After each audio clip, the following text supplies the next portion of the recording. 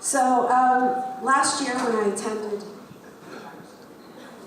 this symposium, I actually participated on a panel with Rosalie.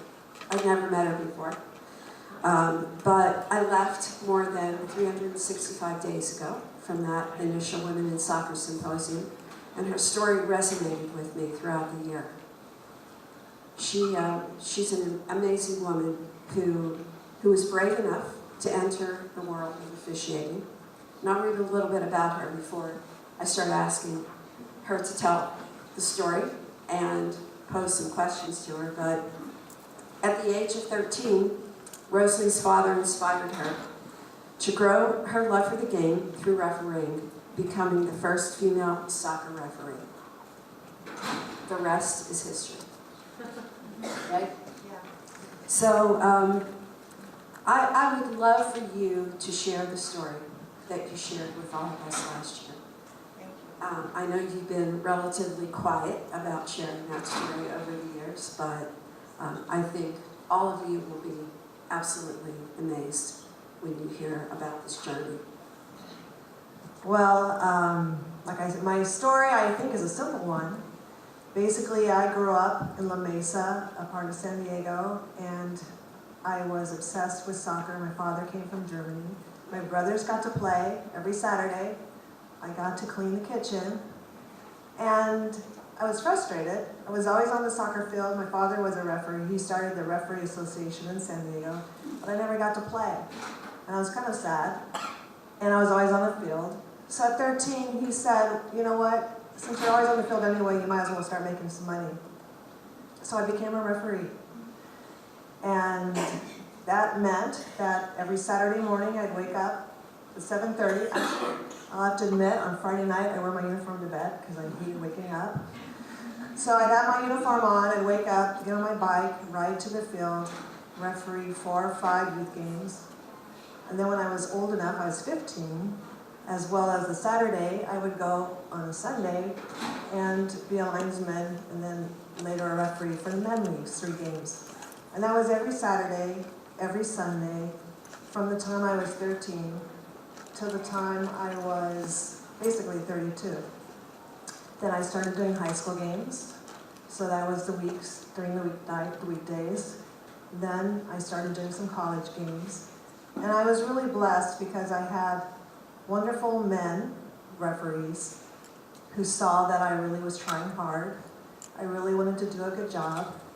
And I never had a goal to be a professional soccer referee.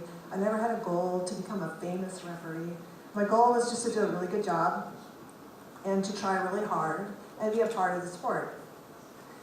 And some of the different, obviously, lessons, and you know, you want to be called, you talk about being called a bitch. I was called a bitch more times than you could ever hear. And not only being called a bitch, but every other type of name you can imagine calling a female. And I started at 13, and I was a really nice young girl. I wasn't there to prove anything to anyone. I wasn't there to be strong or show everybody that you should let me do it because I'm a female. I was there because I really wanted to be a part of the sport. And I really enjoyed what I call the competition of being a referee. I'm a very competitive person. And what I mean by that is I never wanted to let the coaches or the players see that they got to me. So I had a rule that I would never cry until I was at least 2 blocks from the field. Because it's sad that people really truly want to hurt you. And it's an interesting experience when I would walk on the field and people would be, oh my God, this is a chick referee. Oh my God, we got a girl. People want you to fail just because you're a female. But at the same time, there were other people that would come up to me and were really thrilled. Pele came up to me and shook my hand when he saw me in my uniform in 1978 at the Soccer Bowl at the Qualcomm Stadium. So the opportunities were amazing. I never was trying to prove anything to anyone. I was working very hard, But at the same time, I did have people, I don't know if you know George Nujam, or if you know Kelly Mock, I referee with. They were there, always treating me as an equal. I was in a men's locker room from the time I was 18. When I was 18, I should go back, I was invited to be a fourth official in the North American Soccer League as the first female. So I was in the men's locker room.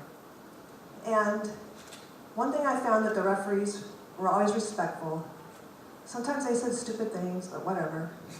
I got used to it. And when I would go to the players' locker rooms, they would be really stupid, but whatever. You deal with it. And as I shared last year, I had no role models to figure out how to act as a female in this world. And so I was kind of confused. And I decided, I'm going to pretend I'm asexual. I'm not a female, I'm not a male. I'm just a person acting, doing my job, trying super hard, trying to do a good job, and ignoring the people that were yelling at me and calling me names and not wanting me to be there because I was a girl. So, I don't know if you'll need to keep going with my story. Yeah, I would like you to tell them the amount of money that you saved as a young referee before you graduated from high school. So, I refereed a lot. By the time I got out of high school, I had $35,000 in the bank from refereeing soccer games. And that's a lot of refereeing, I'll tell you that. And because of that, and because of the different type of leadership skills that I learned, being a soccer referee teaches you how to deal with angry people, angry men, foreign people. You know, there were the English against the Iraqis, against the Iranians, against the Greeks. And I had to figure out how to deal with all the different types of nationalities, all the different types of mindsets. Some really wanted me. I used to have to walk some of the men referees to the car because they were going to get beaten up, but they wouldn't hit a girl. People would many times come at me like they were going to hit me, and I would stand up to them. And I learned, and that's what I'm talking about the competition of being a female. I learned, like, yeah, you just get away. And like I would protect referees to get to their cars. So I had $35,000 in the bank. When I was a young girl, I always wanted to have my own business. I didn't know what that would be. I went to San Diego State for a couple years, or excuse me, a couple semesters to be a business person. And then I luckily found out I wanted to be a court reporter. I found out I had this natural ability. And so when I was 25, because with my $35,000, at 25 I started my own court reporting company. Because of refereeing, actually, if I might say. I was refereeing with a young man who became an attorney, and he knew I always wanted to have my own company. So at 25, he came to me and said, I have this big case, I'll let you do it, but only if you do it under your name. So which was a tremendous gift. It was a big enough case to start my company. I had the $35,000 to capitalize my company. And so refereeing has taught me so many life skills that I still use today. And actually, starting as a court reporter at 21, I was dealing with attorneys who are angry, yelling and screaming and fighting. And I'm the one in the room as a court reporter saying, knock it off, you, stop talking, blah, blah, blah, blah, blah. I still bring my yellow and red cards to depositions. And I have a very successful court reporting company. I've got 3 other companies. And I also had the opportunity to start something that is very dear to me. It's called the Football Factory. It's a technical training school in South Bay, San Diego, in which we teach children technique, soccer technique. It's not a club. It's teaching technique, but I particularly love it when I see the girls come in, because I didn't get to play. And so to see them being able to come in, play, get better, be proud of themselves, and enjoy the joy of the sport of soccer means so much to me. So it's a simple story maybe, but it's interesting. So we spoke a little bit prior to, because this is an area that is not very comfortable to me. Quite honestly, I deal with the assigners. I'm very fortunate that we just give the assigner the schedule and the officials show up at the game, right? And then I write the checks every week. So it works well. But I do have some questions that I think would be noteworthy for you to perhaps respond. The cost of your success, being a pioneer, how did you feel about that inside? I mean, what are your feelings about that? Then or now? And then how do we avoid having others feel so negative about their gender being on the field as a soccer official? It was confusing to me as a young girl, a teenager, that people really, really were mean and really wanted me to fail. And so, like I said, it taught me to be stronger and to actually start understanding that these people are nuts. They're the ones who've got the problem. They're the ones who are wrong. I'm right. Because I always want to do the right thing. That was always my goal. Even now, I run a court reporting firm. I'm a court reporter that deal with lawyers, and sometimes they ask me to do illegal things. And I always come back to the mantra, I'm going to do what's right. That's all I want to do. And that's all I want to do on a soccer field. So, being attacked as a female, I ignored that part of it. Like, you guys are being just stupid right now. And when they attack me about, a call, that's fair. Or when they attack me, and I use the word attack, as far as making a decision, offside, not offside, that's fair. And the other part, I just trained myself to ignore, and maybe that was wrong, but I really had no role models. I had no really tools to figure out how to deal with being attacked as a female, because I'm a female. So in many ways, I still can go into that mindset to this day. Whenever I see unfairness, or someone thinks that I should not participate on a board or do something, I go back to that place as a referee, and a lot of it was pretending. I had to pretend all the time that I was stronger than I felt. I was so scared inside, many times. And it was, and even when I started refereeing the females, the women were mean too. I mean, it was really very confusing. All this meanness coming at me. And, but it did teach me to at least pretend I don't care, to ignore it, and to look for male, female role models. People, I still to this day have a lot of pretend mentors. People don't know that they're my mentor, but they are. So I look at people that I want to emulate or be like, and I start just studying them, try to become their friend, and see what they're doing. And that has been really it's really served me well as far as being successful. Did you find it difficult being the first professional woman coaching in that league? Not a coach. Yeah, not a coach, but as an official. I mean, you were in a sea of men and obviously verbally attacked. The video that I saw, which I found, I wish we had AV to show that, which was really quite interesting, throwing up the red card and breaking up a few fights. How was that for you? It's kind of weirdly exciting because, let's say it's Surf Cup. It's under 18 boys. Everyone's angry, and they want to start getting into fights. And I would jump in as a female, and referees have some secrets with our whistles, like right in the ear. But anyway, I would jump in, and I would change my persona, and I would stop the fight. I'd be shaking inside, but there's an adrenaline that comes up that really is very empowering. So in many ways, it's super empowering being able to control these situations, particularly when, like I said, there were really no role models. So I used the men as my role models. I tried to be like they would do. What would Kelly Mock do? What would, Jordan Jam do?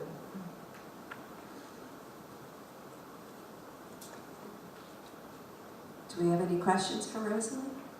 I just have one.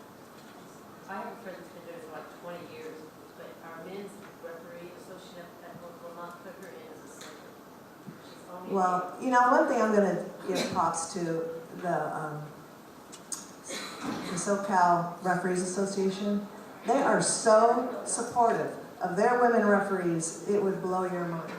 And I don't know where you are from in the country, but if they won't put her in the middle, she needs to find a way to get in the middle.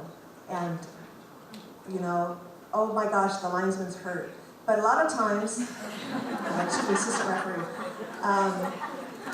it's opportunity. Putting yourself in a place where there can be an opportunity and not being scared, because you're right, you have to get out of your comfort zone because it's scary going in the middle. If she wants to, they won't look at this. And she says it out loud. The question is, how do I get in the middle if no one will let me in the middle? Start your own referee association. Start your own referee association? Yeah. I say you find the opportunity, you put yourself in a position, and you just keep going, and you just keep insisting. John? Rosalie, I've been involved with refereeing years. I chair the referee committee. First time I heard your story. It's the most embarrassing for me to say. First time I heard that story. It's very inspiring. Has anyone in U.S. soccer throughout your years used you into like speaking to young female referees and or any of that? Because it's the first time I've met you, first time I've seen you, first time I've heard your story, and it's almost embarrassing for me to say that, but it's true. Well, I've been, I'll say, when I turned 32, I was refereeing, I was running a company, and I hadn't had a date in 10 years. So, You've been refereeing all those male players? yeah. Well, no, I was asexual, so even though I was never, I never put myself out there as being a girl, but anyway, or female. So, I had to go cold turkey. And I was like, a friend of mine helped me because I was refereeing like you don't even know every weekend. I was at the Olympic Training Center, I was over here, big games all the time. So there was always a bigger game. And they're finally, actually I was supposed to go to China for the first Women's World Cup, and then they changed it and sent all men, which made me really mad. But I went cold turkey. I couldn't even watch girls play soccer. I'd start crying. If I was at the airport and I saw a girls' soccer team, I would start crying. And so it took a while for me to be able to get back in the world. And I was lucky enough to know a group of guys that would play on Thursday nights, and they let me scrimmage with them. And that was 12 years ago. And then I had my soccer school, which is amazing, the Football Factory, so I get to play there. And then they did approach me and say, do you think you can mentor or talk to some young girls? And I would like to do that. And I've actually offered a couple of girls that I know, that 13, 14-year-olds, because I know that they have no clue what they're getting themselves into. It's one thing to learn the rules and to get your badge. It's a completely different thing dealing with parents. I used to make parents go and sit in their car. And there's like, one of the worst things I ever heard was a 10-year-old girls, and one parent said, you can get her, she's fat. I was so mad at that parent that I said, okay, the game's over until you get in the car. And the woman's like, you can't make me get in the car. This is America. And I said, this game's over until you get in the car. And I started doing that at the age of 14, forcing parents to sit in their car or sitting, It's one thing to yell at the referee and try to hurt me, but to try to hurt a player is so incredibly mean. So that's one. I have so many tools, and I actually got in a fight 3 weeks ago with a coach. Some friends of mine have a little boy, he's ASO 10. It's not that big of a game in my mind, but it's really nice to see him play. And the coach kept yelling at the referee, a 16-year-old kid, saying, it's black ball, when it was obviously white ball. It's black ball. So I yelled out, are you trying to teach the children to lie? And they looked at me like, who is she? And he was telling the parents, it's so obvious that this referee is against our team. I'm like, this referee is a 6-year-old kid who does not care about you or your team or anybody on this field. They're just trying to do their job. So the parents all thought, yeah, he's trying to get us. It's so unfair, it's so unfair. And so I said, how dare you all say this about this poor referee, and why are you teaching these children to lie? And actually my friends even were embarrassed about me and asked me to move away. But it made me really sad, and I don't know if I can even watch a soccer game right now, a youth soccer game, without getting in the middle of it, because the inequity, the unfairness just makes me so angry, and I am not going to sit there and just watch. I don't care if I know the people, I don't know the people, they're my best friends, they're kids that I know. I am not going to sit there and not say a word when something so ridiculous and unfair and mean is happening in front of me. And whether that's right or wrong, I can't do it.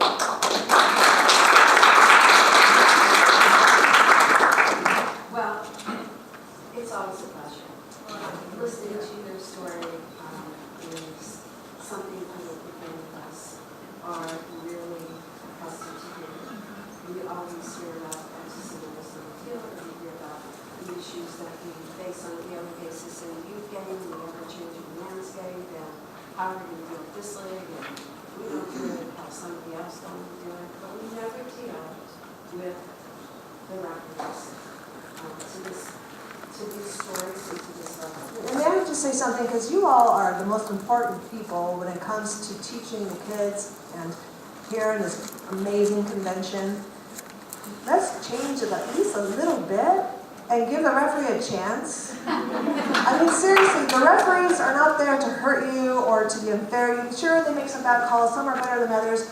Believe me, there's such an attrition of referees, and young people really want to do a good job, and they can't believe the stuff that comes at them, and they quit. It hurts their hearts, and it's really not fair. So I just encourage everyone to be kind to referees and understand they're people too. And they're really, in my experience, they want to do a good job, and they're there for the sport. So that's my. So thank you to Rosalie.